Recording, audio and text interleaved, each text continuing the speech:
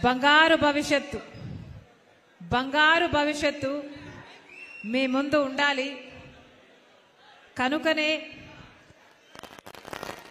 కనుకనే కాంగ్రెస్ పార్టీ తరపున రాజశేఖర్ రెడ్డి బిడ్డ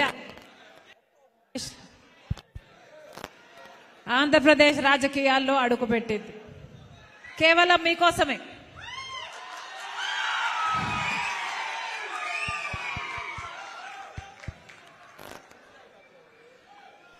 కేవలం ఆంధ్రప్రదేశ్ రాష్ట్ర ప్రజలకు మేలు చేయడానికి ఇప్పుడున్న ప్రభుత్వాలు, ఇక్కడున్న పార్టీలు, అటు టీడీపీ అయినా వైసీపీ అయినా బీజేపీకి బానిసలుగా మారి మన యువత భవిష్యత్తును, మన రాష్ట్ర భవితను తాకట్టు పెట్టారు. కాబట్టే రాజశేఖర్ రెడ్డి బిడ్డ ఈరోజు ఆంధ్రప్రదేశ్ రాజకీయాల్లో అడుగు పెట్టాల్సి వచ్చింది. తెలంగాణ నాకు మెట్టినిల్లు అయితే ఆంధ్రప్రదేశ్ నా పుట్టినిల్లు.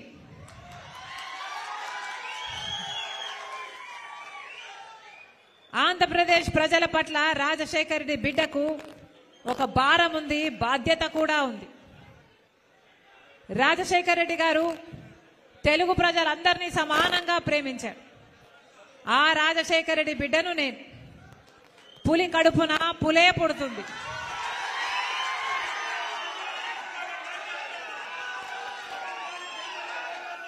ఆ రాజశేఖర్ రెడ్డి గారి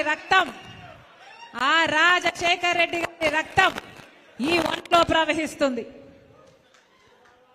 అందుకే ఆ రాజశేఖర్ రెడ్డి బిడ్డ, వైఎస్ రాజశేఖర్ రెడ్డి బిడ్డ, ఈ వైఎస్ షర్మిల ఆంధ్ర రాష్ట్ర ప్రజలకు మళ్లీ న్యాయం జరగాలని, ఆ రాజశేఖర్ రెడ్డి బిడ్డ ఈ వైఎస్ షర్మిల ఆంధ్ర రాష్ట్ర ప్రజలకు ప్రత్యేక హోదా రావాలని, పోలవరం ప్రాజెక్టు రావాలని, బిడ్డలకు ఉద్యోగాలు రావాలని, ఈ ప్రజలకు మేలు జరగాలని ఈరోజు రాజశేఖర్ రెడ్డి బిడ్డ ఆంధ్రప్రదేశ్ రాజకీయాల్లోకి అడుగుపెట్టింది.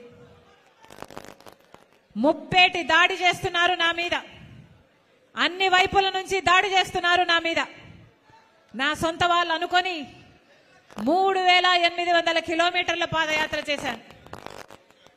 నా బిడ్డలను, నా ఇంటిని పక్కన పెట్టి వైసీపీ పార్టీని ఒకప్పుడు నా భుజస్కంధాల మీద వేసుకొని నిలబెట్టాను.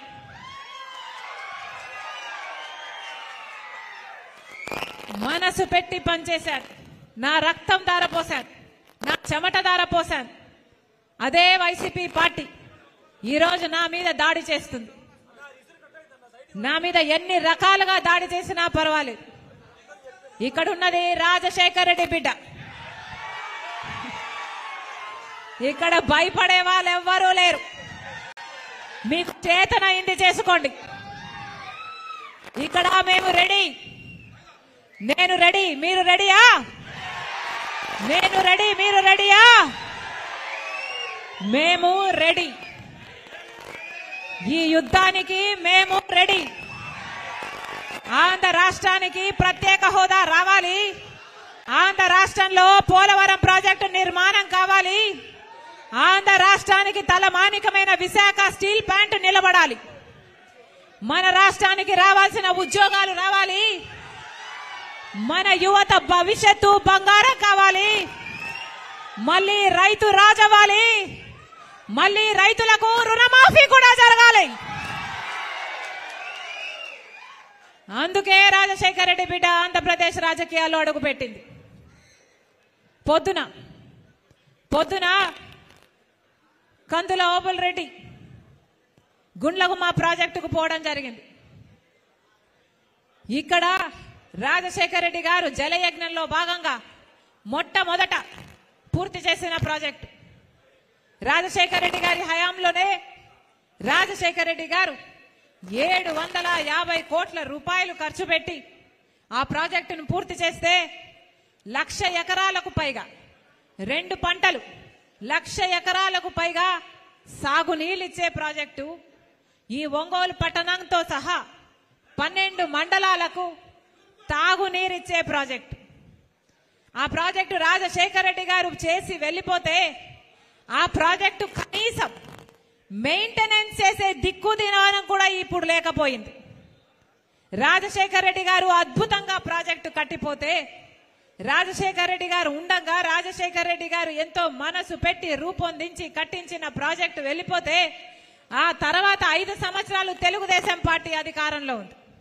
5 సంవత్సరాలు తెలుగుదేశం పార్టీ అధికారంలో ఉన్న ఆ ప్రాజెక్టు కనీసం మెయింటెనెన్స్ కూడా, యాన్యువల్ మెయింటెనెన్స్ కూడా డబ్బిచ్చిన పాపాన పోలేదు చంద్రబాబు గారు. చంద్రబాబు గారు పూర్తిగా నిర్లక్ష్యం చేశారు. ఆ ప్రాజెక్టు ఘోర స్థితిలోకి తయారై ఇప్పుడు జగనన్న గారు ముఖ్యమంత్రి అయ్యారు. ఆ 5 ఏళ్లు